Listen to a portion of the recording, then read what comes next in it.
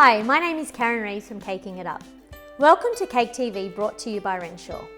Today I'm going to be showing you how to fill, stack and ganache a double height tea cake.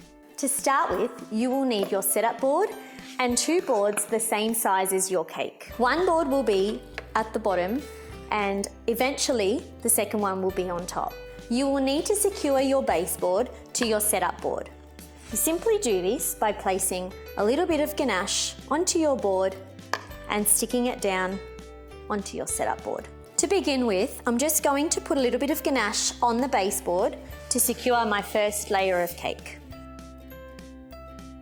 You can then continue to fill your cake using your ganache.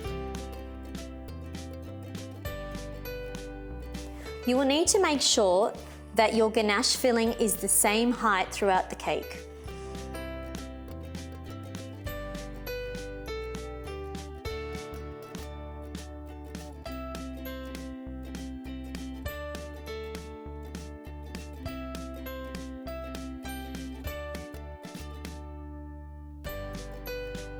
Once you've reached the middle of your cake, you will need to put some extra support in, as it is a tall cake and you don't want it to fall over.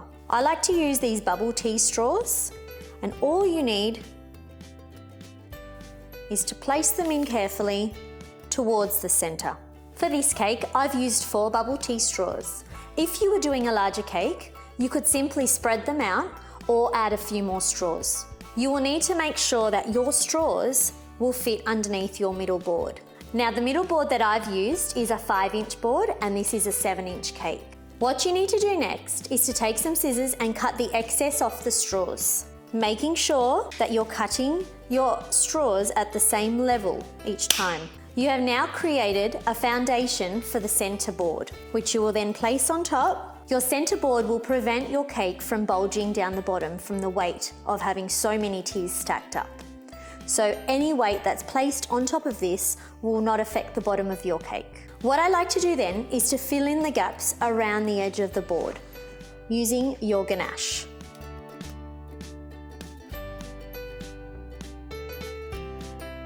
What you need to do now is to add the rest of your layers of cake onto what you already have prepared, and you'll find that the ganache on the base board will now act as a glue to secure the next layer. Simply place your cake on top and press down a little bit. Then continue to add your ganache as you did previously. Adding your last layer on. Don't be too concerned if your cake isn't perfectly straight. This is simply the first step in creating a nice tall tier. We will eliminate all that once we've ganached our cake. What I like to do next is to take a board and place it on top.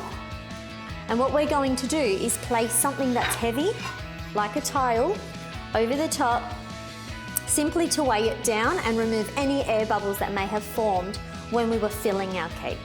Ideally, it's best to let it set overnight, making sure that any air bubbles have totally been eliminated and will actually make the covering of your cake nice and easy. So here's a cake we've let set overnight. Once it's nice and ready to go, you need to trim your cake. Taking your knife, you will need to take some off the edge of the cake to create a nice border around the board. You're looking at roughly a 0.5 centimetre to 1 centimetre gap between the board and the edge of your cake.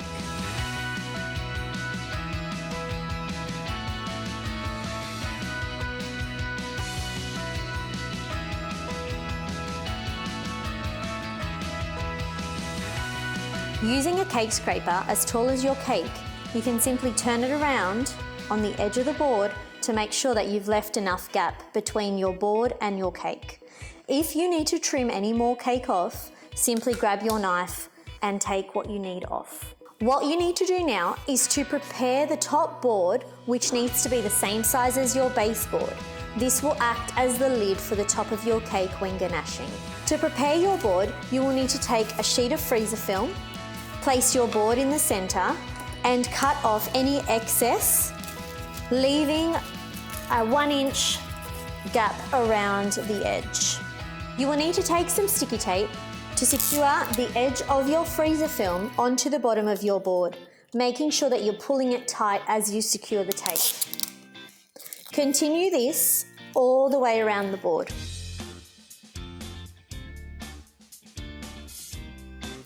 Once you've secured your freezer film, your board is ready to go. Take your cake and some softened ganache and spread an even layer of ganache on the top of your cake.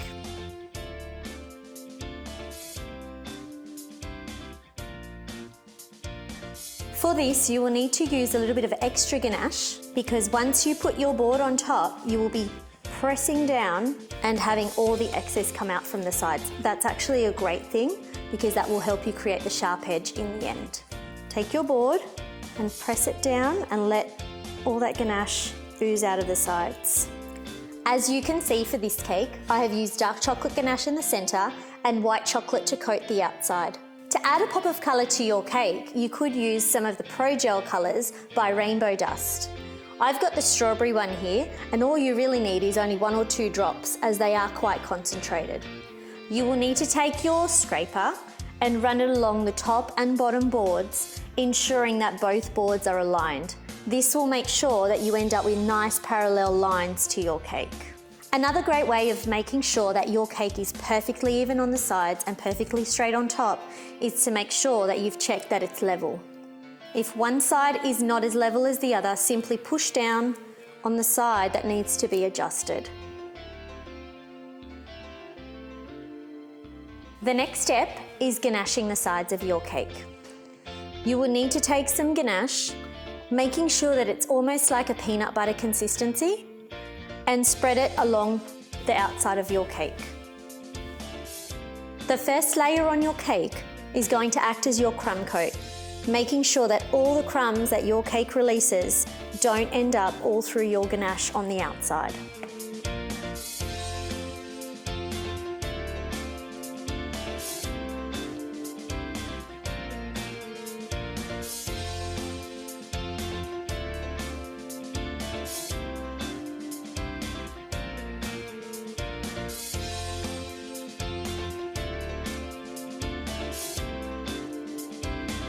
Once you've completed your crumb coat, you can place it in the fridge just to help it set. I've let my cake set in the fridge and now I'm going to apply my second coat of ganache.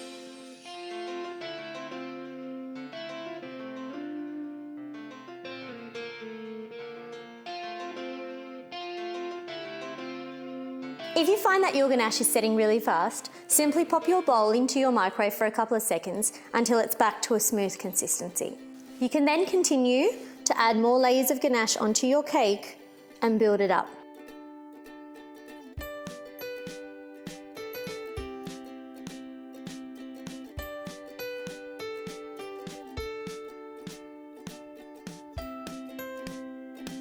You now need to go around and fill in any of the gaps and continue adding layers of ganache until you reach the outside of the board.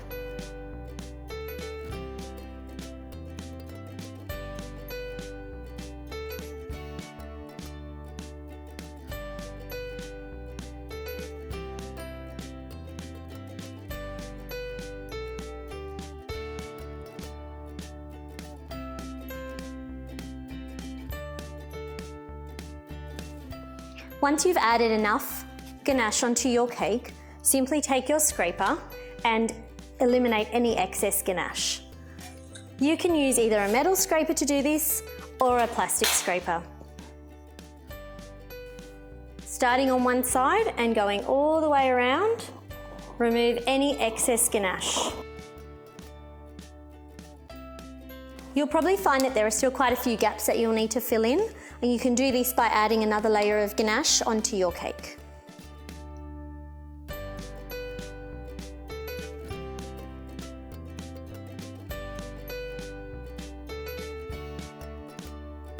Now you've got your perfectly ganache cake, you'll need to let it set so that the lid can actually be removed nice and easily. Once you've taken your cake out of the fridge, to remove the lid, all you need is a pair of scissors or a knife and score the film to remove from the board.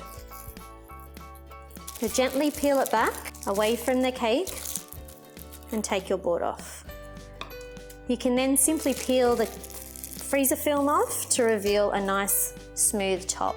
You may find that you will need to touch up some of the air bubbles formed at the top, and that can be simply fixed with a little bit of melted ganache and you just fill the little gaps in to give you a nice smooth finish.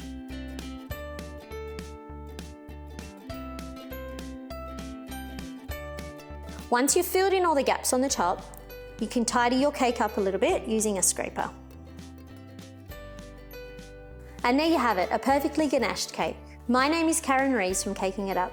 Thank you for watching Cake TV, brought to you by Renshaw. I feel like I'm smiling and talking at the same time. Because you keep talking and I've got Jackie's slippers in the background.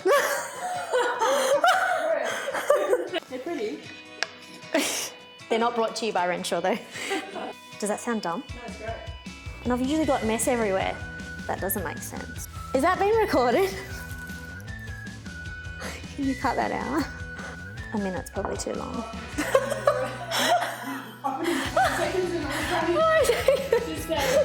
And it will be soft. It doesn't normally take this long to ganache a cake. And it's so hot under these lights. I'm getting far out, it's hot under these lights.